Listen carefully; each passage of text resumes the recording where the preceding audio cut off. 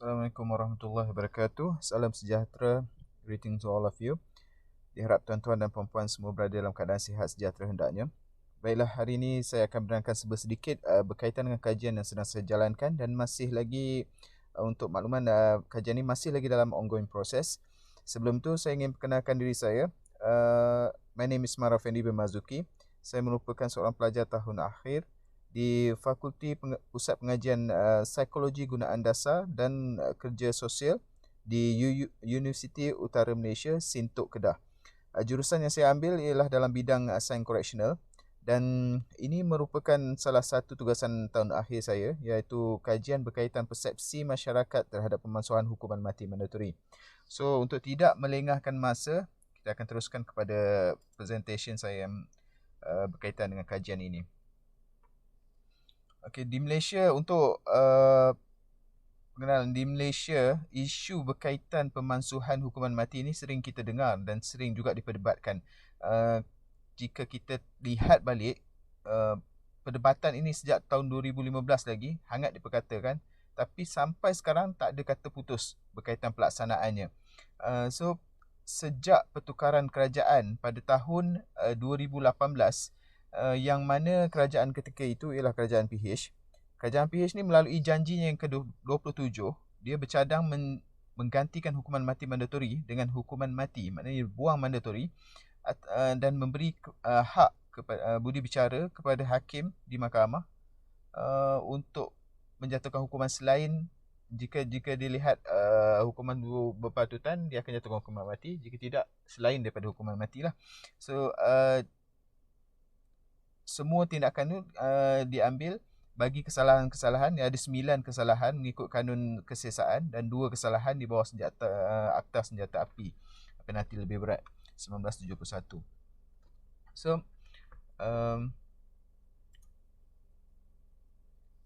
sejak itu isu ni kembali hangat diperkatakan, okey, kembali hangat diperdebatkan, di mana ia mendapat tentangan yang hebat daripada penyokong pelaksanaan kepada hukuman mati ini. Tun Mahathir ketika itu sebagai Perdana Menteri menyifatkan pemansuhan itu adalah satu perkara yang sangat sukar. Dan apa yang Pakatan Harapan boleh buat ialah menumpukan kepada menggugurkan perkataan mandatori saja, yang mana menjadikan ianya hanya hukuman mati. Jadi tertakluk kepada budi bicara hakim melihat kepada kes yang dibicarakan untuk memberikan hukuman lain selain daripada hukuman mati. Maknanya dia tak mandatori. Mandatori ni maksudnya mesti. Contoh sebagai hukuman gantung, hukuman pengedaran dadah.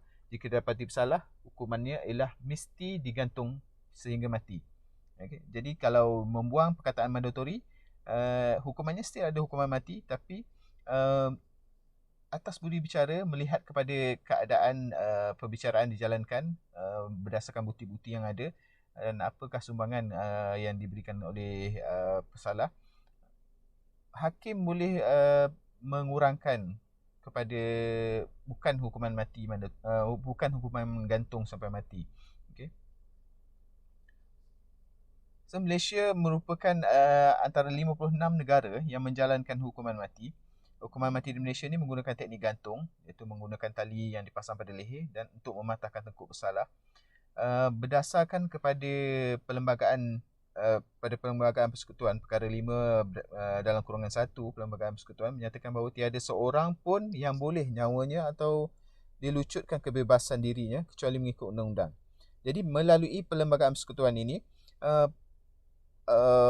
sistem perundangan negara dibenarkan melaksanakan hukuman mati atas kesalahan-kesalahan tertentu. So kita tengok kesalahan dia, ada terdapat 32 kesalahan di bawah 8 akta yang berbeza yang mempunyai peruntukan hukuman mati.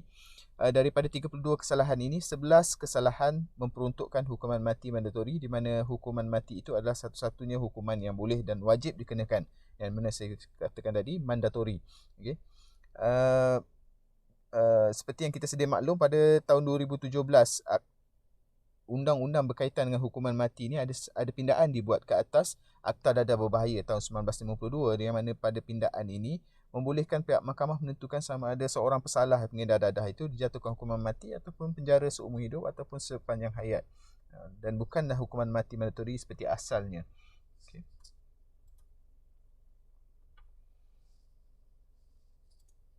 Kita lihat pada penyataan masalah untuk kajian ini. Seperti yang kita sedia tahu, bila kita tengok pada perkara ini, sudah tentu akan wujudnya kumpulan pro kepada hukuman mati mandatori, dan akan ada juga kumpulan yang pro kepada pemansuhan hukuman mati mandatori. So dua kumpulan ini yang sekarang kita nak tengok persepsi mereka, apa yang mereka buat, apa yang pada pendapat mereka hukuman mati ini perlu dikekalkan, apa yang pada pendapat mereka hukuman mati ini perlu dimansuhkan. So antara kajian antara masalah yang kita tengok ialah kita anggapan bahawa hukuman mati ini sebagai satu hukuman yang menimbulkan ketakutan tu dah tak efisien lagi. Dah tak relevan. Okay? Itu yang dikatakan. Orang tak takut mendengar hukuman mati. Jenayah masih dilakukan, pengedaran dadah masih dilakukan, kes pembunuhan masih ada. Jadi sejauh mana perkara itu betul ataupun melalui persepsi manusia, persepsi masyarakat di Malaysia ni, perkara itu harus dilihatlah. Okay? Yang kedua ialah hak asasi manusia. Adakah hak asasi manusia ini patut diberikan kepada penjenayah-penjenayah yang melakukan jenayah-jenayah, tetap lebih-lebih lagi pada penjenayah yang melakukan jenayah yang kejam, ataupun yang mana kita tengok dalam satu foundation ataupun satu asas yang paling utama untuk dalam hak asasi manusia ini adalah kebebasan untuk hidup.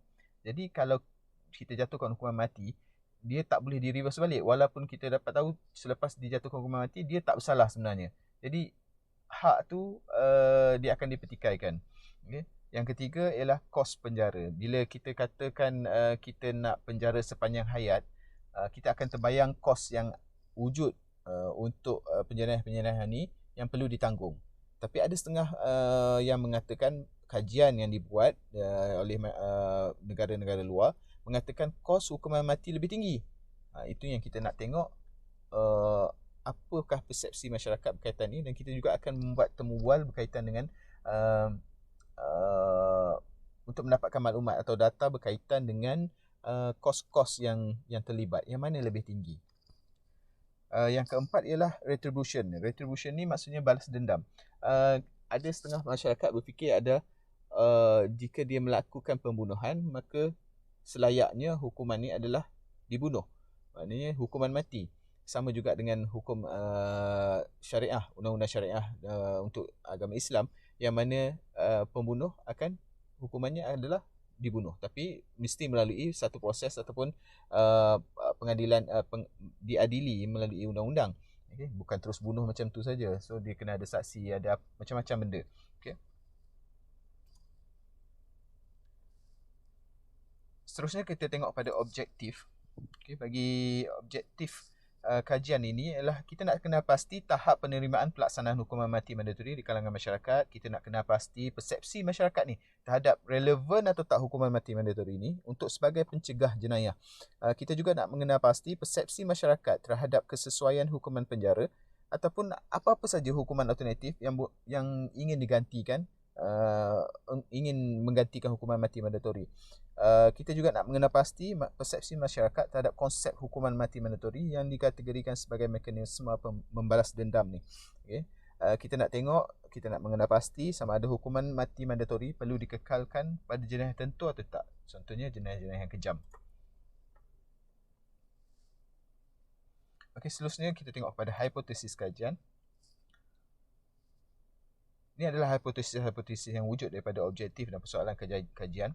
Okay, kajian-kajian yang kita akan jalankan, apa yang kita nak tengok, apa yang kita nak uji dalam kajian ini. Seterusnya persoalan kajian. Kita nak tengok persoalan yang wujud berdasarkan objektif kajian adalah seperti yang kita tengok ni. Kita nak tengok, adakah masyarakat menerima bahawa hukuman mati mandatori ini sesuai di sana? Masyarakat di Malaysia ni dia orang punya persepsi ataupun masih tak terima ataupun masih tak sesuai hukuman mati dijalankan. Lepas tu kita nak tengok adakah terdapat perbezaan penerimaan pelaksanaan hukuman mati. Kita nak tengok antara kaum, antara jantina, antara kedudukan masyarakat tu sendiri. Lepas tu kita nak tengok masyarakat bersetuju atau tak hukuman mandatori ini mampu mengekang jenayah. Kita tengok perbezaan persepsi masyarakat. Adakah terdapat perbezaan persepsi untuk menggantikan hukuman mati dengan hukuman penjara seumur hidup? Adakah masyarakat berpendapat bahawa hukuman mati merupakan satu mekanisme membalas dendam? Adakah terdapat perbezaan persepsi mengikut faktor demografik?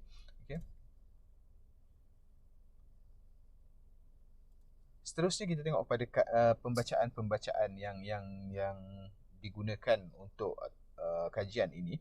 Secara khususnya kita banyak melihat pada kajian-kajian yang dijalankan oleh Amnesty International, yang mana Amnesty International ni satu badan hak asasi manusia yang memperjuangkan pemansuhan hukuman mati. Pada akhir melalui catatan ataupun kajian yang dibuat oleh Amnesty International, pada tahun 2019 saja 106 negara telah memasukkan hukuman mati dalam hukum untuk semua jenayah, dan ada 142 negara yang memang telah masukkan undang-undang ni dan amalan dia. Amnesty International juga merekodkan pada tahun 2019 657 hukuman di 20 buah negara. Dan kita tengok kalau hukuman ni, kebanyakan hukuman yang berlaku adalah di China. Ini yang paling tinggi. China adalah paling tinggi, diikuti dengan Iran, diikuti dengan Arab Saudi, diikuti dengan Iraq dan Mesir. Seperti yang saya maklum tadi, Iran, Arab Saudi, Iraq dan Mesir masih menggunakan undang-undang syariah.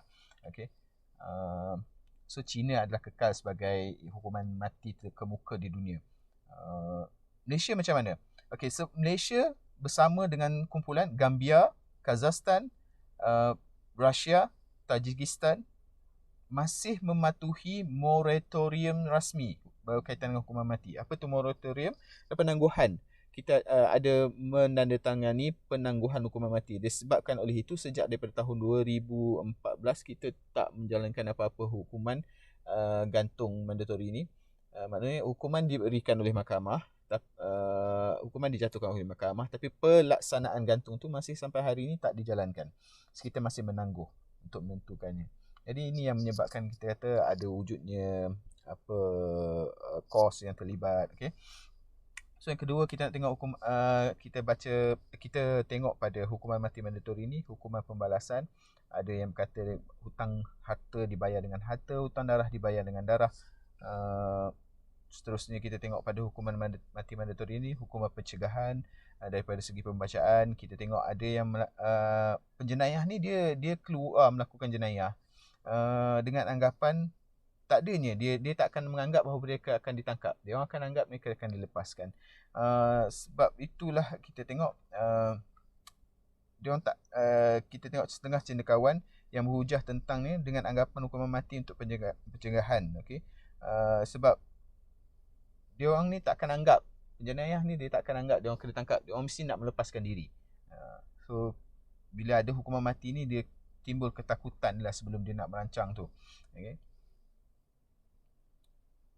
Hukuman mati, isu hak asasi manusia, kita tengok hukuman ganti, cost efektif, semua ni ada dalam kajian-kajian sebelum ini yang dibuat daripada di luar negara maupun dalam negara kita. Ada juga tapi tak banyak. Kita tengok pada banyak kajian yang dijalankan di setiap negara, di luar negara. Antaranya kajian-kajian dijalankan oleh Roger Hood, yang mana dia ni memang terkenal untuk buat kajian berkaitan dengan pemasukkan hukuman mati. Banyak dia punya kajian digunakan semula di negara-negara lain untuk mengukur tahap penerimaan hukuman mati dan adakah pemasukan hukuman mati itu perlu dibuat di negara-negara itu lah. Metodologi kajian kita nak untuk kajian ni kita gunakan kajian kuantitatif dan kualitatif. Kita guna dua kaedah. Kualitatif kita akan temu ramah ke atas beberapa individu penting dalam sektor berkaitan. Contohnya pegawai penjara, pegawai pusat koreksional, pegawai polis diraja Malaysia dan lain-lain lagi, untuk mendapatkan pandangan dan reaksi mereka terhadap pemansuhan hukuman mati. Dan juga pada masa sama kita nak dapatkan data-data berkaitan dengan kos, khususnya pada pegawai penjara. Dan juga kita nak tengok juga sama ada daripada segi polis diraja Malaysia, kita nak tengok keberurangan, kita kata recidivist pengulangan jenayah-jenayah berat ni lah. Contoh pengedaran dadah, dah kena tapi ulang balik, dah kena nak jatuhkan hukuman tapi still lepas tu buat balik. So kita nak tengok benda tu lah. Untuk kuantitatif kita akan buat melalui borang soal sidik. Borang soal sidik ni kita dapatkan soalan-soalan yang kita gabungkan daripada bahagian hal ehwal Undang-Undang Jabatan Perdana Menteri Malaysia dan digabungkan dengan soalan daripada University of Queensland Foundation berdasarkan tajuk mereka attitude towards the death penalty. So kita gabungkan soalan ni dan kita akan edarkan kepada golongan-golongan masyarakat yang berbeza kaum, berbeza agama, berbeza kedudukan, tempat tinggal, kerja, untuk kita tengok dia punya perbezaan dari segi demografi. Okay. Secara kesimpulan, berdasarkan tindakan yang telah dijalankan, secara kasar kita ada buat temu ramah awal. Kita tengok kebanyakannya memang hendak memasukkan hukuman mati ni. Kerana melihat kepada teori yang manusia itu boleh berubah. Manusia itu kalau dijaga dengan baik, dia akan berubah. Tapi pada masa yang sama, orang yang sama juga mencadangkan bahawa hukuman mati ini dikekalkan bagi jenayah-jenayah yang kejam. Contohnya merogoh sehingga menyebabkan kematian, merogoh kanak-kanak, membunuh dan mengedar dadah. So kita tengok balik, maknanya ada macam darjah yang kita perlu lihat dan ukur. Maknanya mereka masih menerima hukuman mati tapi perlu kepada orang yang kejam, yang melakukan jenayah-jenayah kejam ni. Jadi maksudnya di sebalik melihat kepada manusia itu boleh berubah, mereka juga ada yang masih menganggap bahawa retribution, maknanya perlu satu pembalas dendam agar penjenayah ini takut, okay, untuk melakukan jenayah-jenayah yang kejam ni. So hak asasi manusia ni kita tengok kita perlu seimbang. Adakah hak asasi manusia ni perlu ditekankan hanya kepada penjenayah, tidak kepada kepada mangsa jenayah itu sendiri ataupun keluarga mangsa? Mereka juga memerlukan hak asasi, mereka juga menginginkan hak asasi manusia tu. Jadi kalau kita tekankan kepada penjenayah saja, jadi kita ada setengah-setengah masyarakat menganggap ianya tidak adil. Okay. Hukuman alternatif yang dicadangkan tu, kita tengok kemampuan sektor correctional dalam negara kita. Kita tengok kemampuan mereka menangani penjenayah-penjenayah ni dalam tempoh masa lama. So kalau sepanjang hayat, macam mana nak ada dalam tu kos dia macam mana. So kita kena rely balik lah benda tu semua. So ini adalah rujukan-rujukan yang saya buat. Okay, itu saja untuk pembentangan secara ringkas mengenai kajian ini. Seperti yang saya maklum tadi, kajian ini masih lagi dalam ongoing proses. Diharapkan kajian ini dapat menjadi bahan rujukan terhadap pelaksanaan pemasuhan hukuman mati mandatori dan seterusnya menjadi kefahaman tentang usaha yang cuba disampaikan kepada masyarakat. Bukan nak mansuhkan secara keseluruhan, tapi menyusun kembali untuk menjadikan dia satu penambahbaikan yang lebih baik kepada pelaksanaan hukuman ini. Sehingga itu saya sudahi pembentangan saya dengan ucapan ribuan terima kasih dan wabillahi taufik wal hidayah. Wassalamualaikum warahmatullahi wabarakatuh.